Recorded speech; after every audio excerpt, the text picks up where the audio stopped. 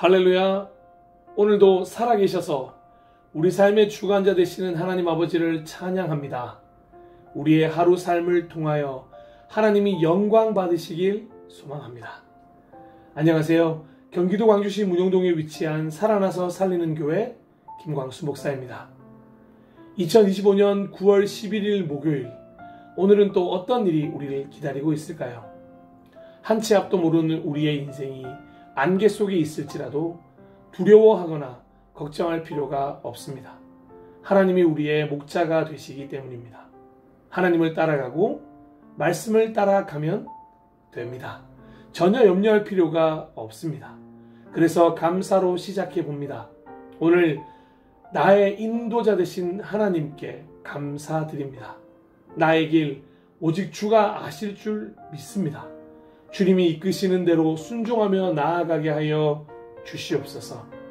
그럼 그 순종이 무엇인지를 알려주실 로마서 6장 말씀으로 함께 나아가도록 하겠습니다. 로마서 6장 통독은 유튜버 체리씨님이 메시지 성경 영상으로 녹화한 영상을 함께 하도록 하겠습니다. 그리고 로마서 6장 통독 후에 이어지는 오늘 함께 나누고 싶은 찬양은 조찬미와 오영은이 함께 부른 죄짐 맡은 우리 구주입니다. 죄짐 맡은 우리 구주, 어찌 좋은 친구인지. 할렐루야. 주와 같은 분은 없습니다. 사랑하고 존경하고 축복하는 동역자 여러분, 예배자 여러분, 오늘도 살아나는 아침, 살리는 하루 되세요. 하나님이 우리와 함께 하십니다. 하나님은 당신을 사랑하십니다. 아멘. 로마서 6장. 그리스도와 함께 죽고 살다. 그렇다면 이제 우리는 어떻게 할까요? 혹시 하나님이 계속해서 용서를 베풀어 주시도록 계속해서 죄를 지을까요? 그렇지 않기를 바랍니다. 죄가 다스리는 나라를 떠난 사람이 어떻게 거기 있는 옛 집에서 계속 살 수 있단 말입니까? 우리는 짐을 꾸려 영원히 그것을 떠났다는 사실을 모르십니까? 우리가 세례 받을 때 일어난 일이 바로 이것입니다. 물 아래로 들어갔을 때 우리는 죄라는 옛 나라를 뒤에 남겨두고 떠난 것입니다. 그 물에서 올라올 때 우리는 은혜라는 새 나라에 들어간 것입니다. 새로운 땅에서의 새로운 삶 속으로 말입니다. 우리가 받은 세례의 의미가 바로 이것입니다. 세례는 예수의 삶 속으로 들어가는 것입니다. 물에 들어갔을 때 우리는 예수처럼 죽어 매장된 것입니다. 물 위로 일으켜졌을 때 우리는 예수처럼 부활한 것입니다. 우리 한 사람 한 사람을 우리 아버지 하나님이 일으켜 세우셔서 빛이 가득한 세상에 들어가게 해주셨고, 그래서 지금 우리는 은혜가 다스리는 그 새 나라에서 길을 찾아 살게 되었습니다. 너무도 분명하지 않습니까? 우리 옛 삶은 그리스도와 함께 십자가에 못 박혔습니다. 죄의 삶, 그 비참한 삶에 종지부를 찍은 것입니다. 이제 우리는 더 이상 죄에 이리저리 휘둘리지 않습니다. 우리는 믿습니다. 그리스도의 죽음은 죄를 정복하는 죽음입니다. 그 죽음에 우리가 들어갔다면 또한 우리는 그분의 부활, 곧 생명을 구원하는 그 부활 속으로도 들어갑니다. 우리가 알듯이 예수께서 죽은 자들 가운데서 일으켜지신 것은 마지막으로서의 죽음의 끝을 알리는 것이었습니다. 이제 죽음은 끝이 아닙니다. 예수께서 죽으셨을 때 그분은 자신과 더불어 죄를 끌어내리셨고 다시 살아나셨을 때 그분은 하나님을 우리에게 내려오시게 하셨습니다. 그러니 이제부터는 이렇게 여기십시오. 이제 죄는 여러분이 알아듣지도 못하는 사어로 말할 뿐입니다. 그러나 하나님은 여러분에게 모국어로 말씀하시며 여러분은 그 말씀을 한마디도 놓치지 않습니다. 여러분은 이제 죄에 대해서는 죽었고 하나님께 대해서는 살았습니다. 예수께서 그렇게 만드셨습니다. 다시 말합니다. 이제 여러분은 삶의 길을 정할 때 죄에게는 단 한 표의 권한도 허용하지 말아야 합니다. 죄는 거들떠 보지도 마십시오. 그런 옛 방식의 삶이라면 잔 심부름도 거절하십시오. 대신 여러분은 온 마음을 다하고 온 시간을 들여 하나님의 길에 헌신하십시오. 여러분은 죽은 자들 가운데서 일으켜진 사람임을 기억하십시오.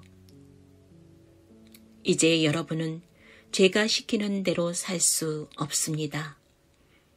여러분은 더 이상 그 옛 폭군의 지배 아래 있지 않기 때문입니다. 이제 여러분은 하나님의 자유 가운데 살고 있습니다. 참된 자유. 그런데 그 옛 폭군에게서 벗어났다고 해서 우리가 옛날처럼 마음대로 살아도 좋다는 뜻입니까? 하나님의 자유 가운데 자유롭게 되었다고 해서 이제 무엇이든 내키는 대로 해도 좋다는 것입니까? 그렇지 않습니다. 여러분은 경험을 통해 알 것입니다. 자유로운 행위라지만 실은 자유를 파괴하는 행위들이 있다는 것을 말입니다. 가령 여러분 자신을 죄에 바쳐 보십시오. 그러면 그것으로 여러분의 자유의 행위는 끝이 납니다. 그러나 여러분 자신을 하나님의 길에 바쳐 보십시오. 그러면 그 자유는 결코 그치는 법이 없습니다. 여러분은 평생을 죄가 시키는 대로 살아왔습니다. 그러나 감사하게도 이제 여러분은 새로운 주인의 말을 듣기 시작했으며 그분의 명령은 여러분을 그분의 자유 가운데 가슴 펴고 사는 자유인으로 만들어줍니다. 내가 이처럼 자유를 들어 말하는 것은 쉽게 우리 머릿속에 그림이 그려지기 때문입니다. 어렵지 않게 떠올릴 수 있지 않습니까? 과거에 자기 마음대로 다른 사람이나 하나님은 안중에 두지 않고서 살았을 때 어떻게 여러분의 삶이 더 나빠지고 오히려 자유에서 멀어져 갔던지를 말입니다. 그러나 이제 하나님의 자유 가운데 사는 여러분의 삶, 거룩함으로 치유받고 드넓어진 여러분의 삶은 얼마나 다릅니까? 과거에 하나님을 무시하며 제멋대로 살았을 때 여러분은 무엇이 바른 생각인지 무엇이 바른 행동인지는 전혀 신경 쓰지 않고 살았습니다. 그러나 과연 그런 삶을 자유로운 삶이라고 할 수 있습니까? 그런 삶에서 여러분이 얻은 것은 대체 무엇이었나요? 이제 와서 볼 때 자랑스럽게 여길 만한 것은 하나도 없지 않습니까? 그런 삶이 여러분을 마침내 데려간 곳은 어디였나요? 막다른 길뿐이었습니다. 그러나 더 이상 제가 시키는 대로 살 필요가 없다는 사실을 알게 된 지금, 하나님의 말씀을 듣고 따르는 즐거움을 알게 된 지금, 여러분, 놀랍지 않습니까? 여러분은 지금 온전한 삶, 치유된 삶, 통합된 삶을 누리고 있습니다. 또한 이 삶은 갈수록 더 풍성해집니다. 죄를 위해 평생 애써 일해 보십시오. 결국 여러분이 받게 될 연금은 죽음이 전부입니다.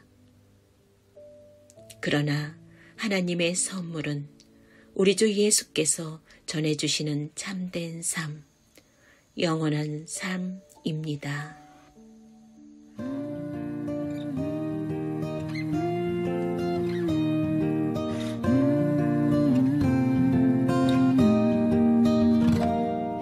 죄짐 맡은 우리 구주, 어찌 좋은 친구인지, 걱정 근심 무거운 짐 우리 주께 맡기세. 주께 고함 없는 고로 복을 얻지 못하네. 사람들이 어찌하여 아랠 줄을 모를까.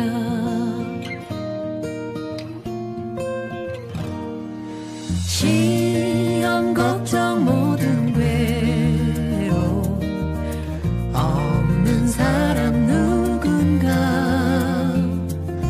부질없이 낙심 말고 기도드려 아뢰세.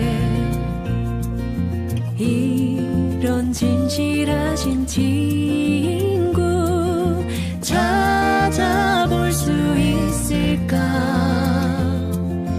우리 약함하시오니 어찌 아니하를까.